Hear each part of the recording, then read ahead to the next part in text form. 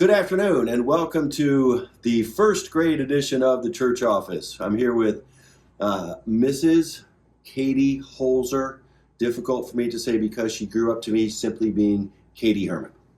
All right, I've known Katie and her sister Krista since they were literally this big. Okay, they were running around. I went away to college in '85. I came back and would play softball with Katie's dad, Bob.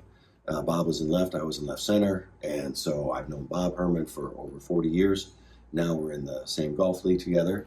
As you know, you got a chance to play with him last night. I actually played with Bob Herman last night. Man, I'll tell you what, I actually shot the same thing that Tiger Woods shot yesterday. You did? Yeah, 60. I shot a 60. Congratulations. Yeah, Tiger played twice as many holes as I did, but I was subbing in with a lot of the church guys on the golf league, and I played with Bob, and it was a blast. I had a great time. Which, Katie, how big was the party when Zach got home, having won the second half championship, setting up the championship match next week with none other than Chrissy Lambrick's husband, Joe?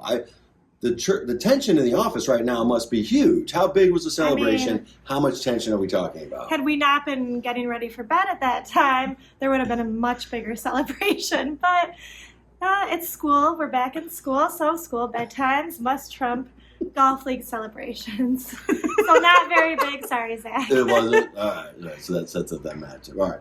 First things first, we got to pay the bills. Big shout out to White Furniture again for helping us out. PJ, did you get a pen from Scott? You know what?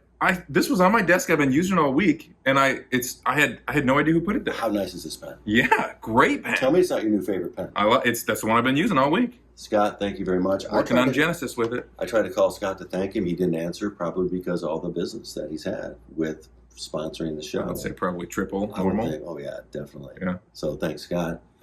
Visit White Furniture, where you're pampered, not pressured.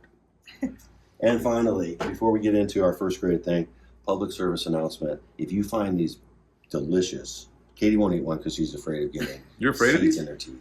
She doesn't want to get seeds. They're so good. Yeah. These are so good. Mm-hmm. They're like Starburst. Mhm. They're like candy. They're so good. They're really good. When you find these in the break room, do not put them in the refrigerator. Okay? Susan Radcliffe grows these. They're sunrise cherry tomatoes. They're just delicious. But once you put them in the fridge, you ruin them. Here at the church office, we bring you information and valuable public service information as well. All right? Sure. I'll save one for later. Save one for later. By the way, Share with my first graders. Katie, you don't have a coffee cup. We should have been more prepared. Levi shared with me. Don't worry. Right. So I just asked Mrs. Holzer where my son is in your class. I said, "Where's Levi's water bottle? Maybe you can use that." Now to set this up, please describe, Pastor Jay, what it looks like. Us, every child has not just a water bottle, but I'm seeing a Spider-Man bottle, a SpongeBob, various cartoon people, colorful. There's a Detroit Lions one over there. Go Lions! Let's beat the Bucks. Right? They're just all really nice water bottles. You can tell the parents went out of their way. That one even says Charlie's name on it. That's an engraved. You guys have seen kids with water bottles. That's a Yeti. Everybody carries around. Everybody carries around these water bottles. And every single kid has one. It's sitting on their desk. Every water bottle. And I look over. Levi's desk is right here, and I said, "Katie, where's Levi's water bottle?" Every other kid has a water bottle on the desk, and she said, "It's right underneath his desk. He likes to keep it on the floor." He had a couple spills. And I walked over, and this is my son's water bottle for the day. It's a crumpled up, used plastic, no label on this thing. It describes Levi in a nutshell. No cap on it. There's a big water spill right by his desk. Oh, I love him so much. Oh, this is fantastic. Yes, you're right. Yes. So speaking of first graders, all right, I said to PJ, this is the time of year we've got confirmation starting. We've got early communion. It's going to start in October. The school year kind of gets into full swing. And I said, what would be really neat is if we had a guest on the show, we could talk about these things, who had gone through all these classes. Someone who grew up here in the church, who's gone through all of this stuff. Yep. And besides you, because you did. I did. And that's what I thought, hey, let's get Katie, because she's teaching the first graders. Yeah. And the first graders are in such a unique part in their lives. So Katie, just tell us a little bit about growing up here. And if you remember some teachers, things about growing up here at Christ the King, and then what brought you back to teaching here? Because I've got a kind of fun story about that as well. Go ahead. Yeah, so I grew up teaching I'm going to school here, preschool all the way through 8th grade. Some of the teachers actually are still here who I had. Mrs. Conkle, Mr. Valtz, who just recently retired. They both taught me, so they don't ask them for stories. Have you called him Bob yet? No, not Can't Bob. do it. Not to his Can't do it. face. She's I don't never call called- Bob to his She's face. never called Bob, Yeah. ever. Mrs. Ever. Conkle, still call her Mrs. Conkle. And I went to Concordia Ann Arbor, got my teaching degree. Never thought I would be back in the area. Mike Rosine actually called and said, "We're looking for a first grade teacher. Do you want to come back and interview?" No, I don't want to move back downriver, but sure. Where were you at the time? I was in Grand Rapids. I did my student teaching there, Oh, I didn't know and that. I was Okay, cool. permanent sub in a 5th grade classroom for the rest of the year. And I was looking to kind of move to that area. Zach and I got engaged. He was working in Ann Arbor area, so we were looking somewhere in between that area. And then Mike had called me. I said, "I'll come back to interview for practice." "Sure, yeah, I'll come back." And then when I came back, this is my home. This is where I grew up, and I loved it. And I haven't looked back since. This is my 16th year here teaching, and first grade is my absolute favorite. I've taught a few other things here in between having the girls, and first grade is what I love the most. It's my favorite. It's crazy. It's different every day. It is crazy. My job is never boring, ever boring. No, PG, I remember that interview because we're sitting there with Rosine. Bill Koritz was on the committee Yeah. as well, and I can't remember who else was there. So we're in Rosine's office, and about 5-10 minutes into the interview, we're like, "Why are we wasting it? Just give her the contract now. That's Can awesome. we just sign her right now?" That's I mean, awesome. do we That's what it should be. Are we That's to go awesome. through Yeah. the rigmarole of this? No, it was awesome.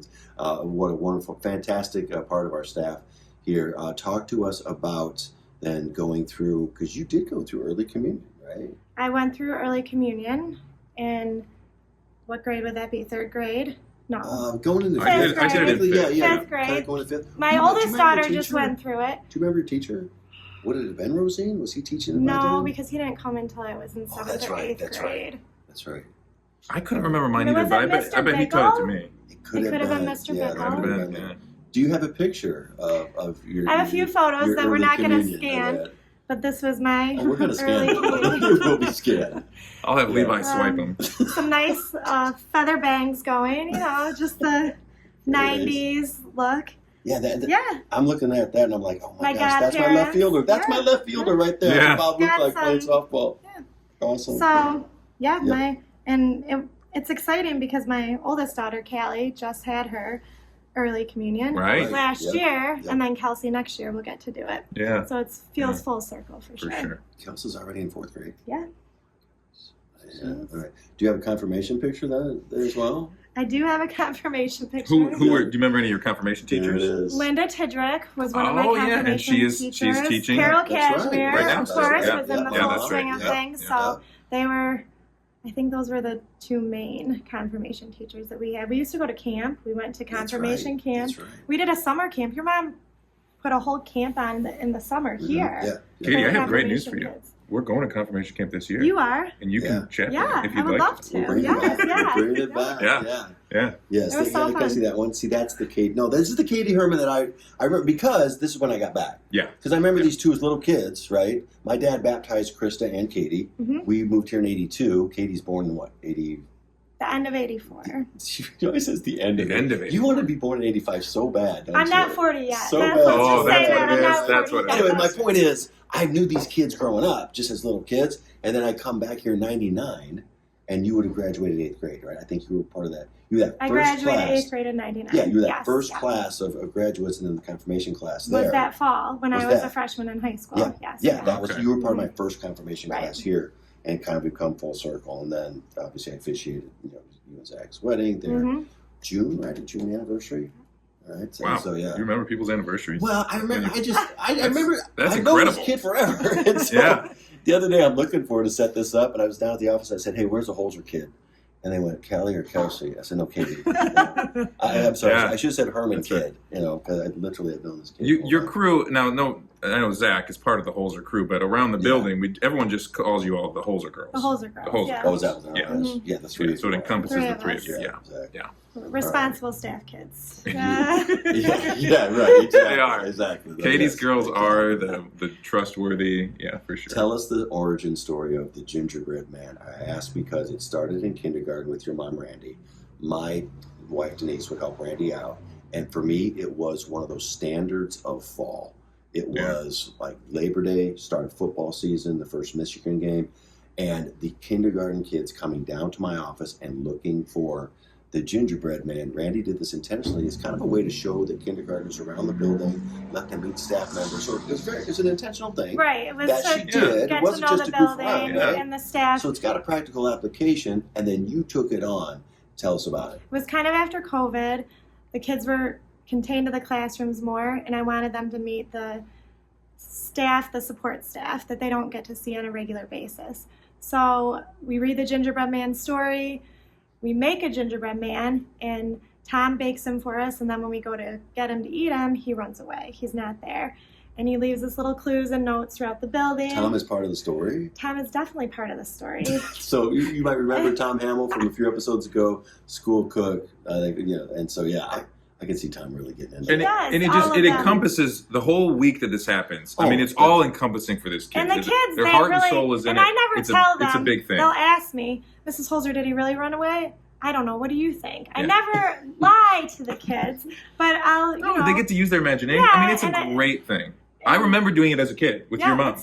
It's one of those You do. things that I they do, yeah. remember. Yeah. They don't remember my math lesson, but they'll remember the gingerbread man. Right. So it's fun, and then by the end of the week, we find him and we eat him so he doesn't run away again. Right. But they get to meet the support staff along the way, and they have fun, and they get to talk to other people that they normally wouldn't. It's just a fun back to school first of the year thing that we always And do. that is really it's sort of a moral quandary. Because at some point along the way, they grow attached to this gingerbread man. And then I think there is a point in the week when these first graders realize, well, when we finally do catch him, we're going to eat him. Well, they wanted to eat his legs first, so he wouldn't run away again. Levi did tell me that. Well, we got we took his legs off first, kept him contained. Very practical. I don't know about the moral part of it. This is years ago. This is way back in the day when I had a flip phone. This is how long ago. My mobile phone, one of the first one's a flip phone. The kindergartners are in my office. They leave, right? And then all of a sudden my phone is gone.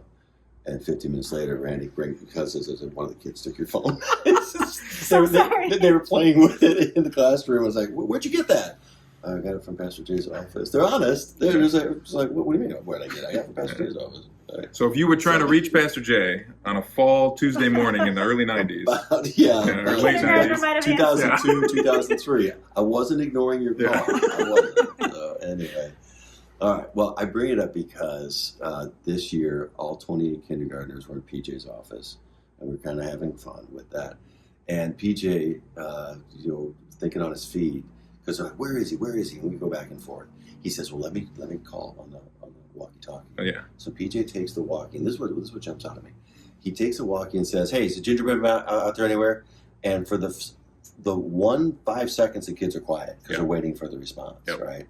And they're waiting, and then somebody kind of knew enough to play along. I don't know who it was. Said, "We just saw him on the playground," and in that moment, there was a pause, an audible gasp, and their eyes got this big. Oh, yeah. And my point is this: they genuinely believed the gingerbread man was on the playground.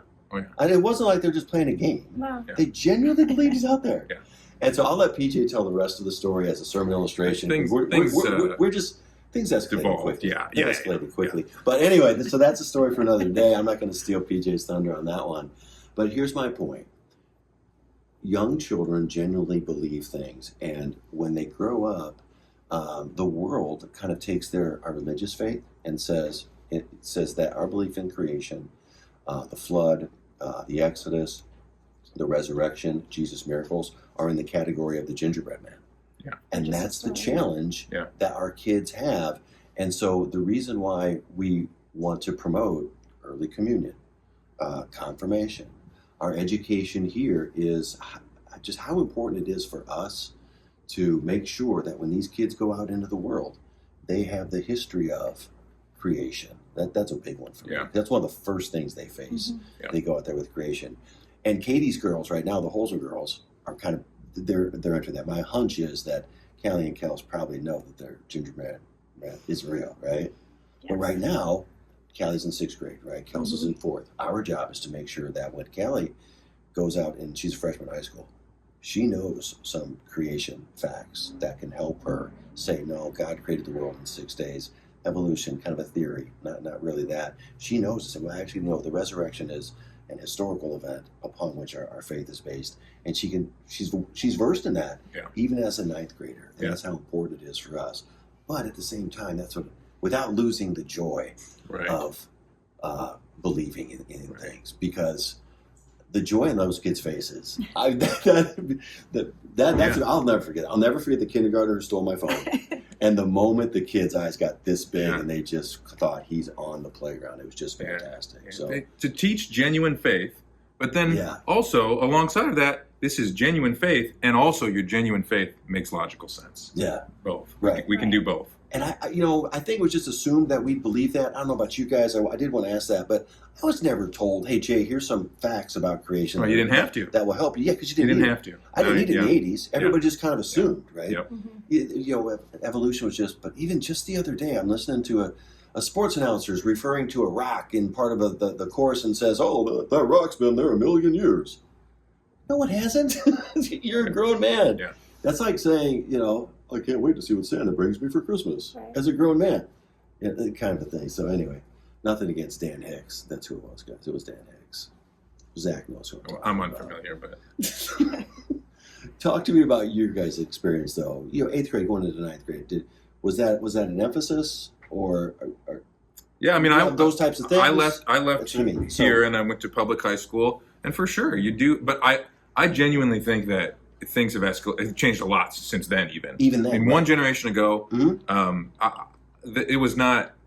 Everybody was. It's not like it was a Christian environment or Christian high school, but I also never felt like it was against Christianity. Right. And I feel like Right. now it's turned more in that direction. So this is challenging for our kids. It is. That's Yeah. why I think it's so important that they have this solid foundation Yeah. here at Christ the King, which they get. Mhm. And that when they go out into the real world after 8th grade, Sure. they have this such solid foundation that they get from Christ the King Yeah. that is, you can't put a price on that, Yeah. what the kids get here, truly. And I can speak for that personally and also what I see in my own children. Yeah. Because the faith that they have built here is, I can't explain how important that is as Yeah. they go out, and I can know and trust that they have that solid foundation that they got from Christ the King, the teachers, the pastors here. What is your biggest challenge with these first graders? Just first grade, the age in general. The age in general. Age What in is it? general, It's just to keep them all in the same place at the same Okay, time. okay. Talking is a big one. We take our Without turns naming talking. names, Mrs. Holzer, without naming Yeah. names. Without naming We're names, showing there's water bottles. They're great. I love this age because they're excited about learning. They love their teachers still. They want to come to school for the most part. They're fun, and they're never the same. Yeah. So my job is, like I said, it's not boring ever. I mean, one of the things your mom told me is like the growth that takes place from September to May. Do you see the same thing? Oh, Do absolutely. you see like in May these are different kids? Yes, than they you do come in just as babies. To me, Yeah. they're Yeah, still exactly. babies when Yeah. they come in, and then they leave as students. They're ready for. Courtney might tell you something different when they start second grade, but Yeah. as I see it, their growth is huge in first grade. All right, fantastic. Awesome. Any church stuff to announce? Like actually announce, PJ? Other Oh than boy, didn't think about that. confirmation, right? Yeah, we're kicked off now. The year's kicked off. We're Rally Day was last week, so Yeah. now confirmation is in session. New Sunday school year is in session, We'll which be is really working on it, exciting. right? Yeah. Bible class, adult Bible class there in the gym. Back in the We gym. really encourage you to participate in that. We're setting it up for 150 so that we can grow. Yeah. All right. We want to get a lot of folks in Bible class. Please Yeah. join us. And then that first And, communion. If you have a yes. kid who's 5th grade age or older that doesn't take communion yet, and you'd like to, sign up for the first communion class. Yeah, and sometimes that will happen too. Maybe you've joined Christ the King, and your kids might be a little bit older than Yeah. that. Yeah. 6th grade, or maybe in the 7th grade. Yeah. It's not just for. It's not Yeah. like you missed it. Yeah, All right, it doesn't you still have to be 5th participate grade. in that. And everything's come full circle. Who is our first communion instructor now? Mr. Harden, Zach Holzer's golf partner, who will be playing in the All CTK Championship. Yeah, All Christ the that's King pretty cool. Championship. Harden Holzer Yeah. versus Joe Lambert and Jim Tarnowski. Yeah, How about that? So excited. You're a good sport. You're such a good sport. You and Chrissy, really good sports. All right, as well. All right, well, thanks for joining us, and we'll talk to you next time on the Church Office.